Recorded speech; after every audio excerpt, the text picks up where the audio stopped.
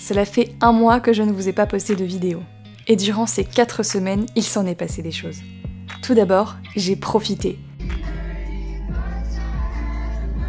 Mon meilleur ami est venu nous rendre visite pour 3 semaines et on lui a donc fait découvrir la ville et notre vie ici. Des taxes partout et des tips. J'ai également changé de travail. Après 9 mois à travailler en vente dans le magasin qui nous a permis de venir au Canada, il était temps pour moi de changer et de trouver quelque chose qui me correspond mieux. J'ai également vieilli. Et oui, le cap des 23 ans est arrivé, accompagné de sacrés existentiels et de remises en question. Durant ce mois, beaucoup d'entre vous m'ont contacté sur Insta. Je tenais à vous remercier pour vos gentils messages. J'ai reçu également beaucoup de questions concernant l'organisation d'un départ à l'étranger. Je vais donc aujourd'hui vous y répondre afin de boucler ce chapitre concernant les démarches du voyage.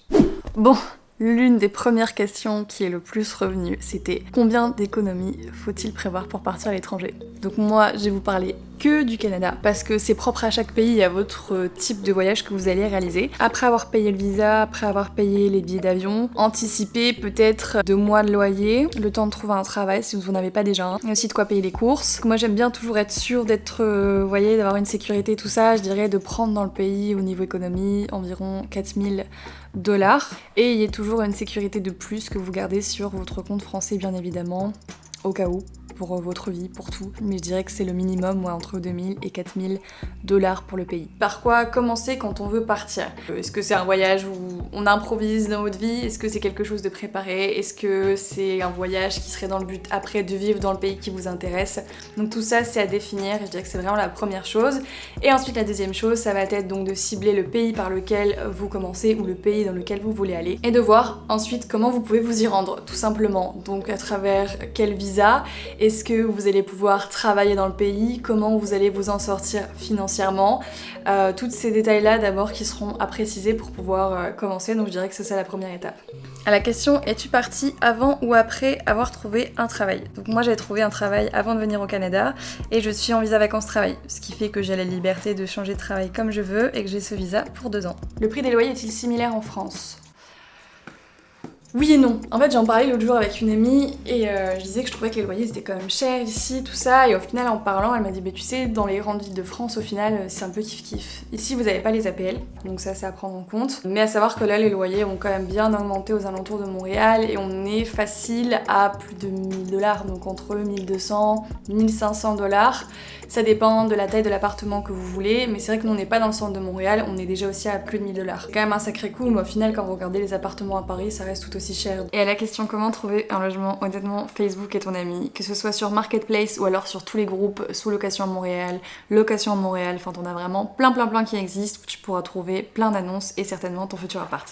À la question, selon toi, vaut-il mieux partir dans le cadre de ses études ou post-études? Je pense que l'avantage de partir dans le cadre des études, c'est que t'es sûr que tu vas te faire des potes. Donc t'as une petite sécurité en plus. Tu auras quand même un minimum de cadre sur place, tu pars pas dans le vide, tu sais où tu vas aller, tu sais que tu auras des cours dans une université, tu auras un pied-à-terre plus facile, tu vas peut-être partir aussi avec des gens de ta promo. Quand tu pars seul, tu pars un peu dans le néant. Tu vas devoir te débrouiller complètement sur place, t'as pas de cadre non plus sur place, t'es un peu plus livré à toi-même je pense quand tu pars en dehors du cadre des études. Mais dans tous les cas, à mon avis, ça reste une très bonne expérience que tu partes dans le cadre de tes études ou en dehors, peu importe si t'as l'occasion, fais-le. Comment tu fais pour voyager autant? Travailler et économiser. Franchement, c'est tout ce que je peux vous conseiller. Je travaille depuis que j'ai 17 ans et j'ai vécu chez ma mère pendant ce temps-là.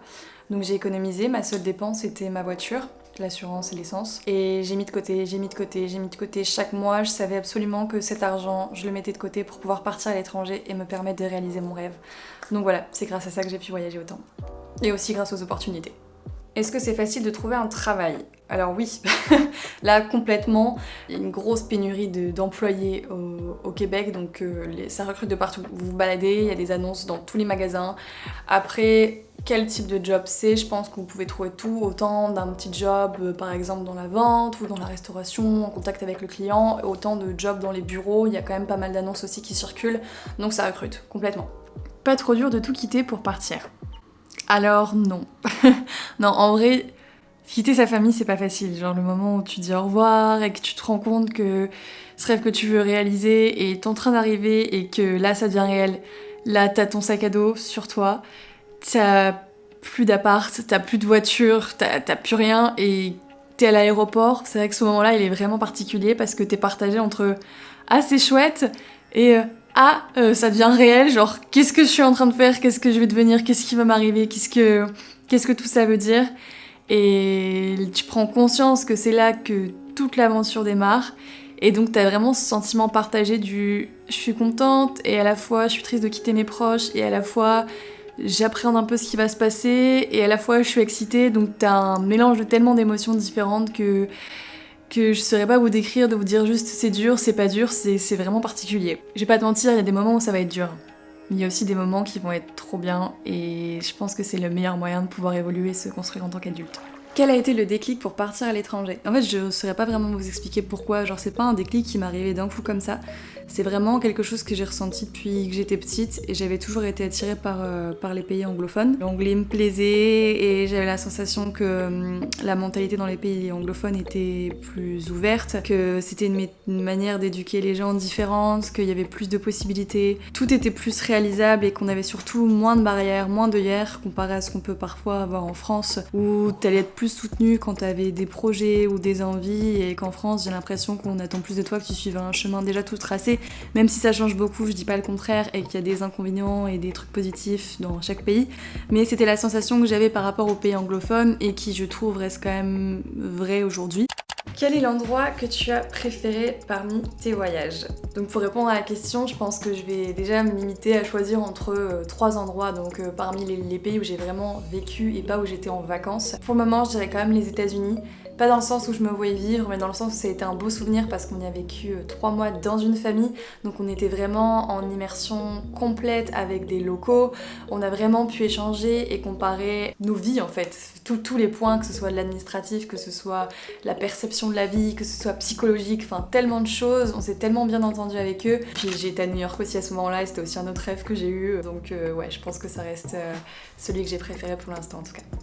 Donc je pense que ça va être la dernière question. Qu'est-ce que ce départ t'a apporté? Donc c'est dur de répondre en vrai à la question parce que ça m'a apporté tellement de choses que je pourrais pas tout vous énumérer. Mais c'est clair que ce départ ça m'a fait grandir, apprendre plus de choses sur moi. Ça me fait me tester aussi professionnellement parce qu'ici vous avez beaucoup d'opportunités donc vous pouvez un petit peu tout essayer. Ça a changé un peu ma vision de la vie sur certains points parce que j'ai vu des gens qui avaient fait tel parcours ou qui avaient vécu telle chose et du coup ça te permet d'en apprendre aussi. Donc par rapport aux rencontres, par rapport au pays, je suis encore plus capable de m'adapter vite parce que tu dois toujours t'adapter à un nouveau pays, à une nouvelle culture, à des nouvelles langues, à des nouvelles personnes.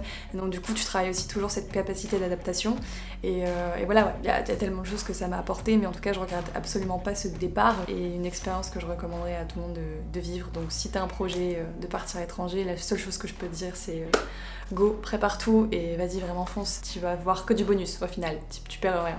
En tout cas j'espère que cette vidéo vous aura aidé dans la préparation de votre voyage, de votre départ ou de votre projet. Comme d'habitude n'hésitez pas à me suivre sur Instagram et mes autres réseaux sociaux et je vous dis à très bientôt dans une prochaine vidéo. Bye.